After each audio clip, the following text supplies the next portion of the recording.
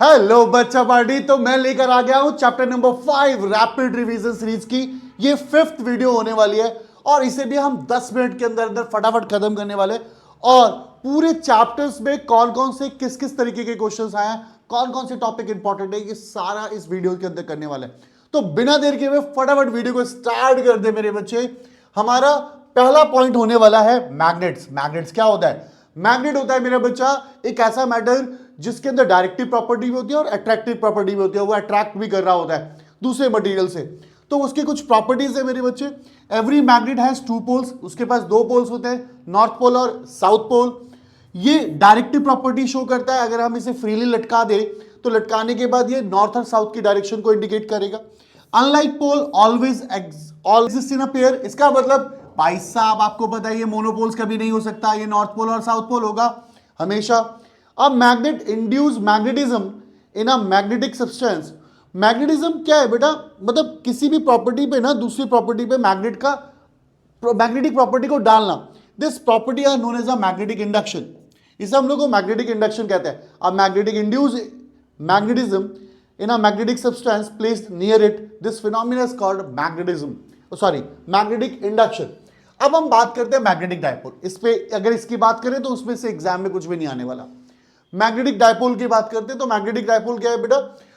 मतलब एक पूरा का पूरा अरेंजमेंट दो इक्वल एंड अपोजिट पोल्स का, जब उसे एक स्मॉल डिस्टेंस से सेपरेट किया जाए। ये हमारे पास एक पोल है और ये हमारे पास एक पोल है और इन दोनों पोल को, इक्वल एंड अपोजिट पोल को अगर स्मॉल डिस्टेंस से सेपरेट कर दिया जाए तो उसे हम लोग क्या कहते हैं? इट्स अ मैग्नेटिक डायपोल कहते हैं।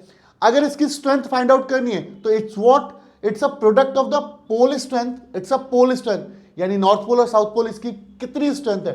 It is the product of the pole strength and the smallest distance between them.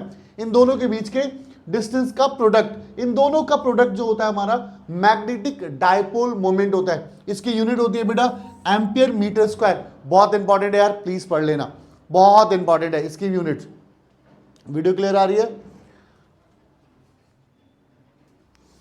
इसके बाद डायरेक्शन ऑफ डायपोल मोमेंट क्या होता है? साउथ पोल से नॉर्थ पोल की तरफ होता है मेरा बच्चा। अब आता है एक इंपॉर्टेंट नोट। नोट में क्या है भाई? अगर हम पोल को ऐसे ऐसे काट दे, मतलब एक्सिस से काट दे, तो पोल को अगर हम एक्सिस से काटेंगे तो उसकी पोल स्ट्रेंथ जो हो जाती है वो हाफ हाफ डिवाइड हो जाती है। अगर हम मैग्नेट को ऐसे काटे तो मैग्नेट को ऐसे परपेंडिकुलर काटने के बाद उसकी पोल स्ट्रेंथ में कोई फर्क नहीं पड़ेगा। अगर मैं उसे ऐसे डिवाइड कर दूं तो पोल स्ट्रेंथ सेम रहने वाली है, पोल स्ट्रेंथ में फर्क नहीं पड़ेगा। अगर मैं उसे ऐसे कट कर दूं तो वो पोल स्ट्रेंथ हाफ हाफ हो जाएगा। अब दो चीजें हैं जो जान लेनी चाहिए। एक है मतलब ज्योमेट्रिकल लेंथ और एक मैग्नेटिक लेंथ। अब ज्योमेट्रिकल लेंथ और मैग्नेटिक लेंथ क्या होता है उससे पहले आपको बता दूं, एक होती है मैग्नेटिक एक्सिस। जो लाइन पोल से होके गुजरे उसे मैग्नेटिक एक्सिस कहते हैं, और जो पोल को दो भागों में डिवाइड करे उसे मैग्नेटिक इक्वेटर कहते हैं। ज्योमेट्रिकल लेंथ हमेशा बड़ी होती है बेटा, ज्योमेट्रिकल लेंथ हमेशा बड़ी होती है मैग्नेटिक लेंथ से। मैग्नेटिक लेंथ होता क्या है? नॉर्थ पोल और साउथ पोल, दो पोल के बीच की दूरी मैग्नेटिक लेंथ कहलाती है। और ओवरऑल जो शेप ऑफ द मैग्नेट है वो ज्योमेट्रिकल लेंथ कहलाता है। हमेशा जो मैग्नेटिक लेंथ यानी जो पोल्स होते हैं वो सरफेस से थोड़ा अंदर की तरफ होते हैं, थोड़ा सा अंदर की तरफ मिलते हैं। अगर इनका रेशियो निकाला जाए तो ये रेशियो 0.84 आता है, magnetic length upon geometrical length. याद रहे ज्योमेट्रिकल लेंथ थोड़ी सी बड़ी होती है मैग्नेटिक लेंथ से। अब आता है मैग्नेटिक फील्ड लाइंस। यहां से क्वेश्चन बनने के चांसेस हैं। मैग्नेटिक फील्ड लाइंस ये कॉन्टिन्यूअस कर्व होता है बेटा मैग्नेटिक फील्ड, जो कि अगर इसके ऊपर हम टेंजेंट ड्रॉन कर दे तो टेंजेंट ड्रॉन करने के बाद वो मैग्नेटिक फील्ड की डायरेक्शन को इंडिकेट कर रहा होता है। ये मैग्नेटिक फील्ड की डायरेक्शन बता रहा होता है। अब बात करते हैं हम लोग properties of magnetic field. Properties of magnetic field में सबसे पहली प्रॉपर्टी एमएफएल। एमएफएल का मतलब magnetic field line. Magnetic field is closed end continuous curve such that अगर मैं उसके ऊपर टेंजेंट ड्रॉन कर दूं तो वो मैग्नेटिक फील्ड की डायरेक्शन को इंडिकेट करेगा उस पॉइंट पर। ठीक है, अब आते हैं magnetic field begins normally from north pole and enter normally to the south pole. मतलब ये स्टार्ट होती हुई कहां से दिखाई देती है हमारे को? नॉर्थ पोल से, और एंड होती हुई कहां से दिखाई देती है? साउथ पोल पे। मैग्नेटिक फील्ड लाइन मतलब कॉन्ट्रैक्ट करती है लॉन्गिट्यूडनली और एक्सपैंड करती है लेटरली। ये याद रखिएगा। Magnetic field line in a magnet is directed from south pole to north pole. Magnet के अंदर ये साउथ टू नॉर्थ होती है, बाहर जो होती है वो नॉर्थ टू साउथ होती है। अंदर साउथ टू नॉर्थ, बाहर नॉर्थ टू साउथ होती है। मैग्नेटिक फील्ड लाइन क्राउडेड होती है, वहां ज्यादा होती है जहां मैग्नेटिक फील्ड की वैल्यू ग्रेटर होती है। अगर हम दो मैग्नेटिक फील्ड लाइंस बना दे तो देखो दो मैग्नेटिक फील्ड लाइन एक दूसरे को इंटरसेक्ट भी नहीं करती, क्योंकि इंटरसेक्ट इसलिए नहीं करती, अगर जिस पॉइंट पे इंटरसेक्शन होगा वहां पे मैग्नेटिक फील्ड की दो डायरेक्शन हो जाएगी, जो कि कभी पॉसिबल नहीं है। अब हमने मैग्नेट के चारों तरफ मैग्नेटिक फील्ड लाइंस बना दी, देखो नॉर्थ से बाहर जाती हुई दिखाई देंगी और साउथ से अंदर आती हुई दिखाई देंगी। यहां पे नॉर्थ से हमारी बाहर निकल रही है और साउथ से अंदर जा रही है हमारी बच्चा, ठीक है। इस पॉइंट के बाद अगर हम डिस्कशन करें magnetic field intensity due to magnetic dipole, यानी बार मैग्नेट की वजह से मैग्नेटिक फील्ड इंटेंसिटी क्या होने वाला है, तो उसका फॉर्मूला होने वाला है B equal to mu not 4 pi m r cube under root 1 plus 3 cos square theta. ये ओवरऑल एक general formula, you can say it's a general formula. अब ये जनरल फॉर्मूला है, अगर इसी की बात करें m मैग्नेटिक डायपोल मोमेंट होने वाला है, अगर मैं इसे एक्सियल पॉइंट पे मैग्नेटिक फील्ड निकालूं मतलब कहने का ये हमारा मैग्नेट है, नॉर्थ पोल साउथ पोल, और मैं इस जगह पे मैग्नेटिक फील्ड निकालने की बात करूं, तो मैग्नेटिक फील्ड निकालने की बात करूं एक्सिस पे, तो उसका फॉर्मूला आने वाला है 2m अपॉन में r क्यूब, क्योंकि थीटा की वैल्यू क्या होने वाली है 0, थीटा 0 पुट करो आंसर ये आ जाएगा। अब वहीं इक्वेटोरियल पॉइंट की बात करो, तो इक्वेटोरियल पॉइंट पे क्या है ना, थीटा की वैल्यू क्या होने वाली है 90 होने वाली है, तो थीटा की वैल्यू 90 होने वाली है, तो हमारे पास वैल्यू जो इक्वेटोरियल का आएगा वो ये आने वाला है। अब आता है बेटा गॉस लॉ इन मैग्नेटिज्म, फटाफट रिवाइज हो जाएगा यार एक बार पेपर से पहले। Gauss law in magnetism, Gauss law in magnetism की बात करें तो गॉस लॉ मैग्नेटिज्म कहता है कि जो magnetic flux through the close surface होगा वो ऑलवेज जीरो होने वाला है मेरे बच्चे। तो integration is what, BDS is equal to what, zero होने वाला है मेरा बेटा। अब आता है सब important term of a magnetism, जो कि बहुत इंपॉर्टेंट होने वाला है। ये वाला आप कुछ भी करें ना करें, बट ये सारे पॉइंट जरूर कर लें। मैग्नेटिक परमेबिलिटी, जिसे हम म्यू से डिनोट करते हैं, it is the ratio of the magnetic field strength to the magnetic field intensity, B upon H, simple याद रखो। या ability of a material allowed to magnetic field lines pass through it, ठीक है। आप ये ratio याद कर लो या आप ये डेफिनेशन याद कर लो। रिलेटिव परमेबिलिटी जो होती है हमारी B अपॉन B नॉट, यानी B नॉट क्या है, magnetic field in a vacuum. अब आते हैं intensity of magnetisation. Intensity of magnetisation क्या होता है बेटा, magnetic moment developed per unit volume, कितना मैग्नेटिक मोमेंट डेवलप्ड हो रहा है पर यूनिट वॉल्यूम, इसे हम लोग इंटेंसिटी ऑफ मैग्नेटाइजेशन कहते हैं। बेटा पूरी वन शॉट मतलब वीडियो बना रखी है इसकी, डिटेल वीडियो अगर पढ़ने का है मूड तो आप डिटेल वीडियो पढ़ सकते हैं, अदरवाइज ये बस एक शार्प मूव है। मैग्नेटाइजिंग फील्ड इंटेंसिटी यानी H, H क्या होता है बेटा, it is the magnetic field use for the magnetization of material.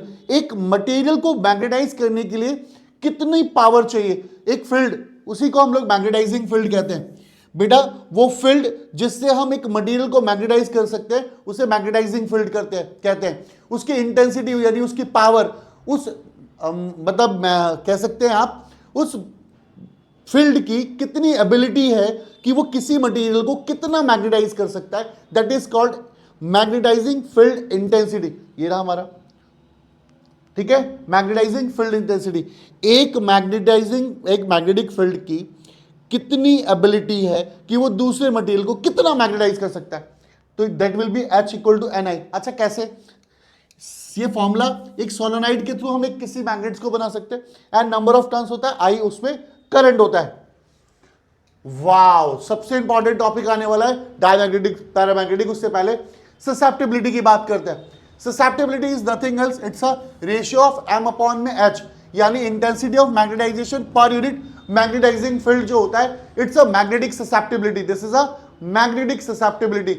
और इसके बाद मेरे बच्चे जो पेपर में सबसे इंपॉर्टेंट है, जो मैंने सारे पॉइंट्स डाले हुए हैं, that is called diamagnetic substance, paramagnetic और फेरोमैग्नेटिक। इस चैप्टर में प्लीज आप ये वाले टॉपिक कर ले। डायमैग्नेटिक सब्सटेंस चलो फटाफट देखते हैं। ये feebly magnetise material, feebly magnetise होता है in the opposite direction of magnetic field. अगर मैग्नेटिक फील्ड इधर जा रहा होता है तो ये फेबली अपोजिट रिपेल्ड हो जाते हैं, यानी ये अट्रैक्ट नहीं करते फील्ड के साथ। Fabled by strong maple, feebly repelled होना चाहिए, feebly repelled by strong magnetic field. It have small value of susceptibility, इनकी ससेप्टिबिलिटी वैल्यू कम होती है। पॉजिटिव और रिलेटिव परमेबिलिटी की भी जो होती है वो कम होती है, यानी ससेप्टिबिलिटी भी कम होती है और रिलेटिव परमेबिलिटी। पता है क्वेश्चन कैसे आएगा पेपर में? आपको ने एक वैल्यू दे देगा, ऐसे बोल देगा कि काय की वैल्यू -3 है, बताओ मटेरियल कौन सा है? भाई मटेरियल डायमैग्नेटिक मटेरियल है। तो ऐसे करके ना वैल्यूज पूछ ले जाएगा कि फेरोमैग्नेटिक कौन है, पैरामैग्नेटिक कौन है। तो प्लीज आप इसे याद रखना। अब इसके एग्जाम्पल भी याद रखना, bismuth, antimony, copper, lead, water, ये सारे एग्जाम्पल है डायमैग्नेटिक सब्सटेंस के। अब हम बात करते हैं पैरामैग्नेटिक सब्सटेंसेस की। पैरामैग्नेटिक सब्सटेंसेस की बात करें तो फीबल मैग्नेटाइज होता है in the direction of magnetic field, यानी हल्का फुल्का अट्रैक्ट हो जाता है, अट्रैक्ट करता है ये स्ट्रॉन्ग मैग्नेट्स को।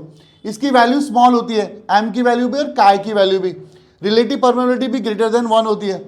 तो ये वैल्यूज याद रखना मेरे बच्चे। इसके बेसिस पर ना कई बार क्वेश्चन आए हैं कि आपको एक वैल्यू दे देगा ससेप्टिबिलिटी की, पूछेगा कौन सा मटेरियल है, प्लीज ध्यान रखना। इसके एग्जांपल है प्लैटिनम, एल्युमिनियम, कैल्शियम और ये सब। फेरोमैग्नेटिक सब्सटेंसेस क्या होते हैं मेरे बच्चे? ये स्ट्रॉन्ग मैग्नेटाइज होते हैं in the direction of magnetic field, strong attract होते हैं मैग्नेट से, लार्ज वैल्यू ऑफ एम और काय होती है। तो इसके ये एग्जांपल्स हैं, डोंट मिस इट यार। And the one of the last and final important topic, that is a Curie law. Curie law कहता है कि ससेप्टिबिलिटी ऑफ पैरामैग्नेटिक सब्सटेंसेस जो होते हैं वो inversely proportional to absolute temperature होते हैं। बेटा जब हम इसे हटाते हैं तो C आता है, C chi is equal to C upon में T। C is a Curie constant. It's very very important and thanks. बस एक शॉर्ट रिवीजन मिल गया आपको कि चैप्टर को पढ़ना क्या है, चैप्टर में क्या क्या पढ़ना है, कैसे कैसे पढ़ना है। होप सो आपको ये सीरीज पसंद आ रही होगी, आप लोग ये सारी चीजों को कर पा रहे होंगे। कोई दिक्कत कोई परेशानी हो तो कमेंट करके बता सकते हो। मिलते हैं नेक्स्ट वीडियो में, तब तक के लिए